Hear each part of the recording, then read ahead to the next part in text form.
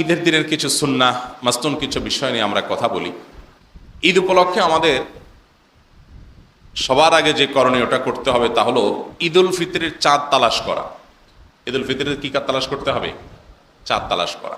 আমরা এর আগেও বিভিন্ন সময় আপনাদেরকে বলেছি যে ঈদুল ফিতরের চাঁদ, রমাদানের চাঁদ, এই আকাশে চাঁদ তালাশ করা এটা গুরুত্বপূর্ণ একটা আমল, এটা একটা সওয়াবের কাজ এবং এটা ফরজে কিফায়া। কোনো সমাজের কোনো মানুষ যদি না করে সবাই গুনাহগার হয়ে যাবে, কিছু মানুষ অন্তত করতে হবে।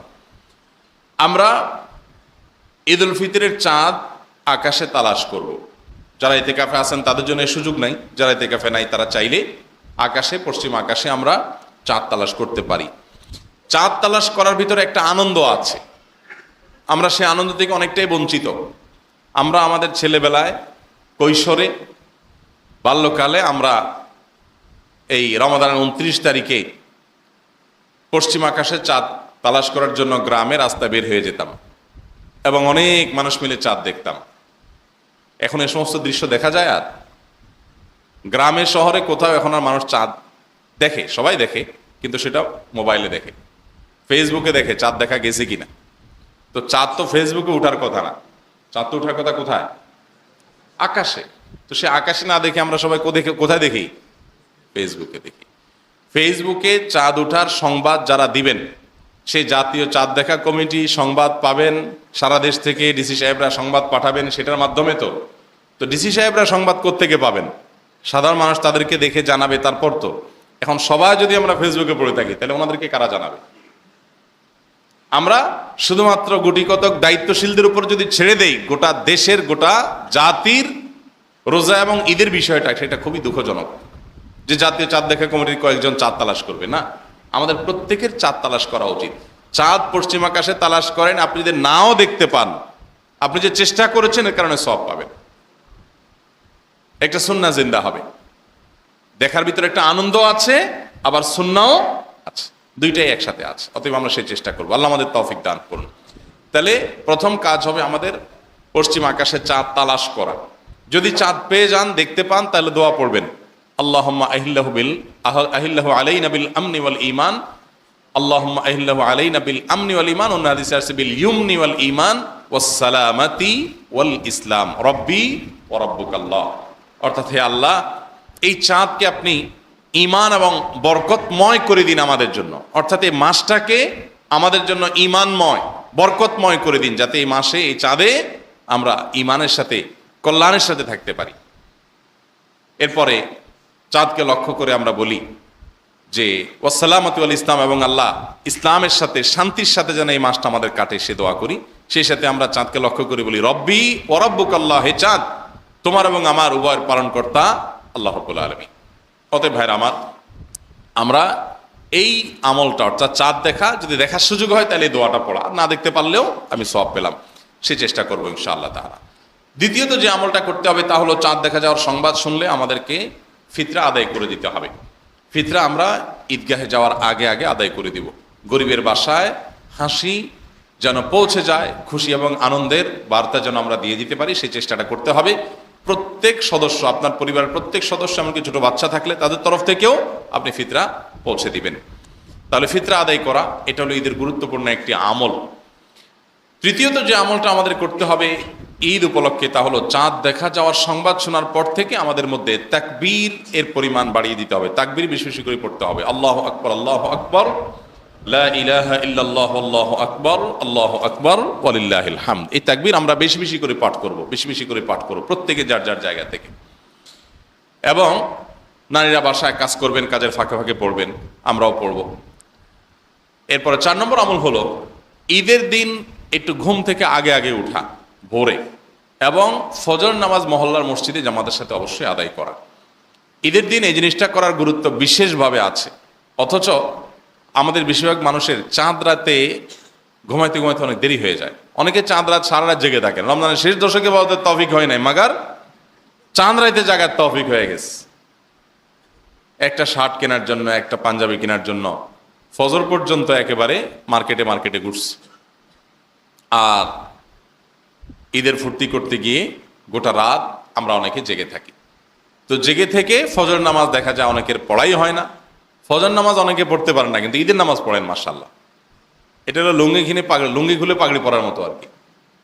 ফরজ বাদ দিয়ে সুন্নার খুব এহতেমাম ভাইরা আমার। এই জন্য ঈদের দিনের গুরুত্বপূর্ণ একটা বিষয় হলো ফজর নামাজ জামাতের সাথে পড়া। আমি তো ওই ভূমিপল্লীতে যতদিন ছিলাম অনেকগুলো ঈদ এখানে কাটিয়েছি আমি। আমার তো দৃশ্যগুলো মনে আছে। আপনারা যে যেখানে থাকেন না কেন আপনাদেরও ওই দৃশ্য মনে আসার কথা। আগামীকাল যদি ঈদ হয় তো একটু খেয়াল করে দেখেন ফজরে মুসল্লির সংখ্যা,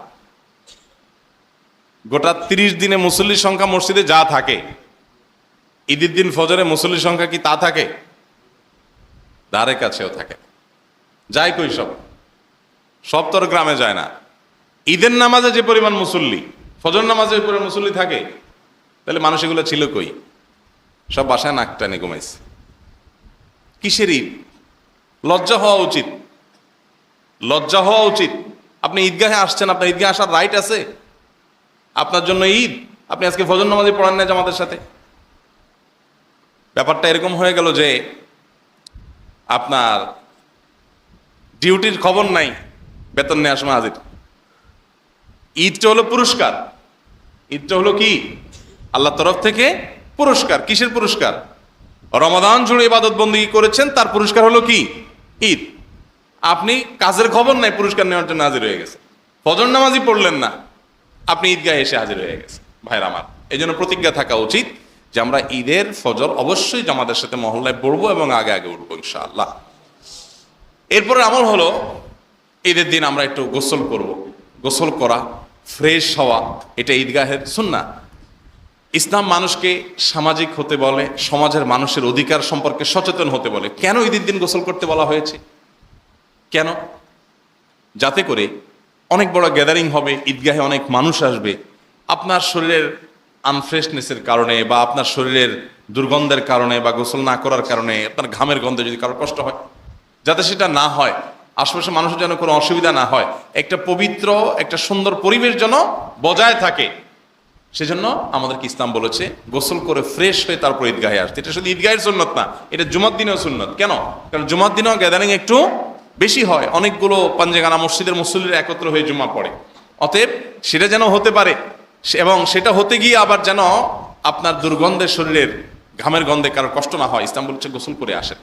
1450 বছর আগে চলে যান, সেই 1450 বছর আগের বাস্তবতায় চলে যান এবং একটু কল্পনা করুন সেই সমাজের মানুষ আমাদের মতো এত স্মার্ট ছিল?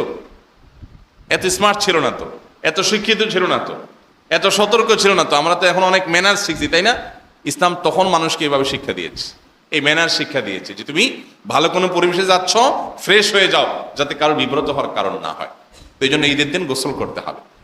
ঈদের আরেকটা গুরুত্বপূর্ণ সুন্নাহ হলো উত্তম পোশাক পরতে হবে। উত্তম পোশাক না নতুন পোশাক? উত্তম পোশাক।